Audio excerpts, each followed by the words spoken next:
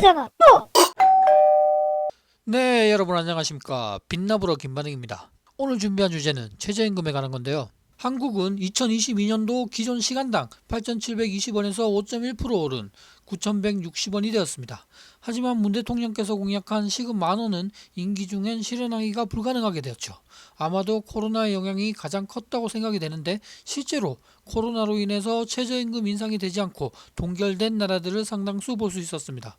그렇다면 한국이 속해 있는 아시아 주변 나라들의 최저임금과 한번 비교해 보도록 하겠습니다.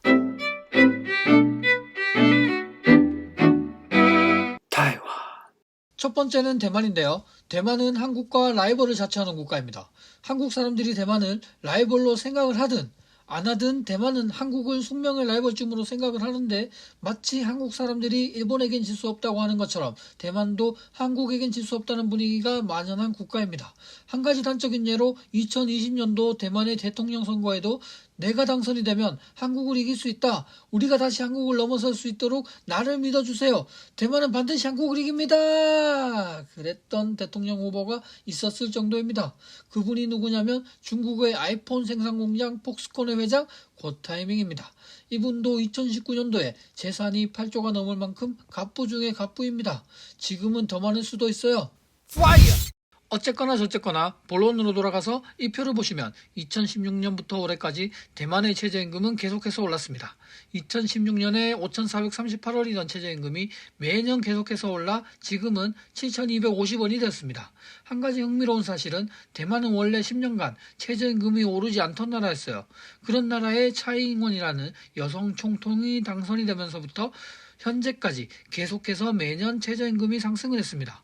10년간 오르지 않던 최저임금을 차이잉원 총통이 당선된 이후 매년 상승이 돼서 올해는 약 7,250원이 된 것이죠. 그리고 재밌는 건 한국은 주휴수당이라는 게 따로 있고 최저임금 이외에도 일주일에 5일을 일하면 하루치 임금을 더 받을 수 있는데요. 대만은 7,277원이라는 저 시급 안에 주휴수당이 포함이 돼 있어요. 그러니까 단순히 최저임금 금액만 보면 한국은 9,160원, 대만 7,250원, 약 1,900원 차이지만 한국이 대만처럼 주휴수당을 시급 안에 포함해버리면 만원이 가뿐히 넘습니다. 물론 우리나라 돈으로 환산했기 때문에 매일매일 환율의 차이가 있을 수 있어요. 지금 현재 제가 영상을 올릴 때의 환율이기 때문에 참고해 주시기 바랍니다.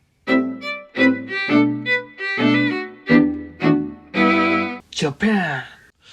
자, 다음은 일본입니다. 일본은 코로나19의 영향으로 2020년엔 최저임금 인상을 하지 않았는데요. 그래서일까요? 21년도엔 28엔을 인상해서 일본 사상 최대폭의 인상이 되었습니다. 다들 아시다시피 일본은 지역별로 최저임금이 다르고요. 지역마다 따로 노동자 측이랑 경영자 측의 논의가 이루어지는데, 특이하게도 한국은 22년 최저임금을 22년이 되자마자 적용을 시키는데, 일본은 22년 임금을 22년 10월에 발표하고 10월에 적용을 시켜요. 그러니까 일본의 22년 최저임금은 22년 10월이 되어야 확정 발표된다, 이런 뜻입니다. 한마디로 아직 22년 최저임금은 며느리도 모른다, 이런 말이에요. 그래서 지금 현재의 21년도 일본의 최저임금으로 설명할 수밖에 없는데, 도쿄도가 1,041엔으로 가장 높습니다. 한국 돈 약 1,866원 정도죠. 하지만 도쿄도의 인구는 1,300만 명이고 일본 인구의 10%밖에 되지 않습니다. 그리고 시급 1,000엔이 넘는 곳이 한 군데가 더 있는데요. 바로 가네가와현이라는 곳이고, 이곳은 생소하죠. 요코하마라고 하면 다들 아실 거예요. 요코하마뿐만 아니라 그 주위 도시들을 합쳐서 가네가와현이라고 하는데, 이곳은 도쿄도와 시급이 거의 차이가 없습니다. 하지만 이것도 인구가 900만 명에서 1000만 명 사이이기 때문에 일본 인구의 10%가 될까 말까고요. 정리하자면 일본 인구의 20% 정도만 최저임금 1,000엔이 넘게 적용이 되고, 나머지 지역은 800엔, 900엔대가 즐비하고 가장 낮은 지역이 820엔으로 한국 돈 약 8,560원입니다. 일본에서 가장 낮은 지역이에요. 그리고 무엇보다도 재밌는 건 일본의 주휴수당인데요.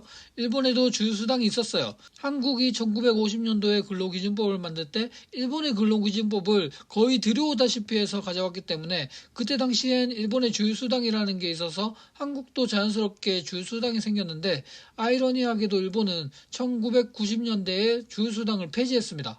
한국은 여전히 주휴수당이 건재하잖아요. 그래서 사람들이 도쿄도 시급이 10,000원이 넘으니까 아이 또 한국보다 시급이 높네? 이럴 수 있겠지만 한국도 주휴수당을 최저임금에 포함해버리면 한국의 최저임금은 11,000원으로 도쿄도보다 높습니다. 그래서 도쿄도를 뛰어넘어 버리게 되는 것이죠. 이게 무슨 말이냐면 한국의 시골에 사는 사람도 일본 도쿄 사는 사람보다 시급이 높다, 이런 의미가 되는 것이죠. 하지만 이것은 어디까지나 최저임금일 뿐이고 최저임금이 뭐야? 하시는 분도 많을 거예요. 최저임금이랑 전혀 상관없는 일자리도 많을 것이기 때문에 참고해서 보시기 바랍니다. 차이나. 자, 다음은 중국입니다. 중국은 워낙 인구도 많고 도시도 엄청 많습니다. 300개가 넘는 도시가 있고 베이징 같은 곳이랑 다른 시골 마을을 비교할 수가 없기도 해서 도시별로 평균 2년에서 3년마다 한 번씩 최저임금을 조정합니다. 각 성마다 따로 하는 건데요. 한국처럼 매년 하는 곳도 있고 2년에 한 번 하는 데도 있고 3년에 한 번 하는 데도 있고 그렇다는 겁니다. 또 중국은 일본처럼 도시마다 최저임금이 다른데요. 일본과 차이점이 있다면 일본은 한 번에 정부에서 확정해서 발표하는 것이고 중국은 지역별로 발표를 하는데 정해진 시기가 없습니다. 매년 최저임금이 인상이 될 수도 있고 안 될 수도 있고 지역마다 다 틀려요. 최저임금 금액이 도시마다 너무 차이가 나다 보니까 평균을 내는 것도 아무런 의미가 없을 정도입니다. 중국에서 기본급이 가장 높은 곳은 상하이와 베이징이고요. 상하이의 기본급은 2,592안, 한국 돈 약 48만 6,790원입니다. 그 다음은 베이징인데요. 베이징의 시급은 25.32안, 한국 돈 약 4,755원 정도입니다. 현재까지는 이 4,755원이 가장 높고 가장 낮은 편에 속하는 흑룡강성의 경우 13위안, 시급 2,440원 정도인데요. 흑룡강성이라고 해서 다 2,440원을 주는 게 아니고 흑룡강성에 포함된 일부 지역은 최고 3,380원을 주는 데까지 다양하게 있습니다. 워낙에 땅덩이가 크고 인구가 많다 보니까 한국처럼 똑같이 정할 수는 없나 봅니다. 중국의 23개 성 중에서 8개 성이 한 달 최저임금 2,000위안을 넘었고요. 8개 성을 제외한 나머지 15개 성은 아직 한 달에 2,000위안이 되지 않는 한국 돈 40만원의 기본급이 안 된다고 보셔도 될 것 같습니다.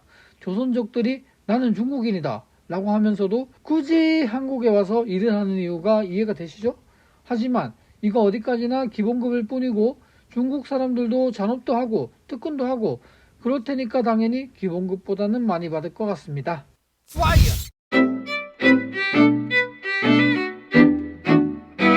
타일랜드. 다음 국가는 태국입니다. 태국은 313바트에서 336바트로 지역마다 다릅니다. 태국은 하루 8시간 기준으로 시급이 아닌 일당으로 이해하시면 됩니다. 12,140원가량이고요. 시급으로 나눠보면 시간당 1,517원 정도로 계산이 됩니다.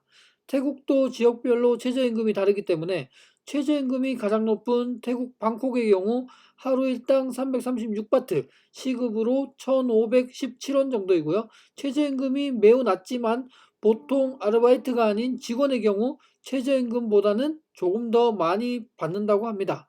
4년제 대학을 졸업하고 사무직으로 첫 입사를 하면 한 달 60만원 정도를 받는다고 보시면 되고요. 하지만 1년에 1,000바트, 한국 돈으로 1년에 35,820원 정도밖에 월급 인상이 안 된다고 합니다. 급여가 이렇게 인상이 안 되고 거의 정체되다시피 하기 때문에 가장 큰 문제는 높은 퇴사율과 이직률이라고 합니다. 워낙 임금이 낮으니 때려치우고 다른 회사에 다시 들어가도 그 돈이 그 돈이니까 신입 직원 뽑고 교육해 놓으면 나가고 또 뽑고 또 교육하면 또 나가고 악순환이 된다고 합니다.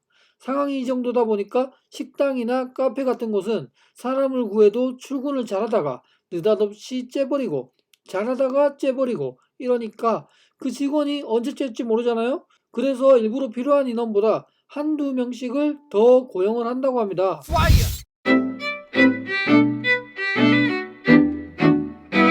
베트남.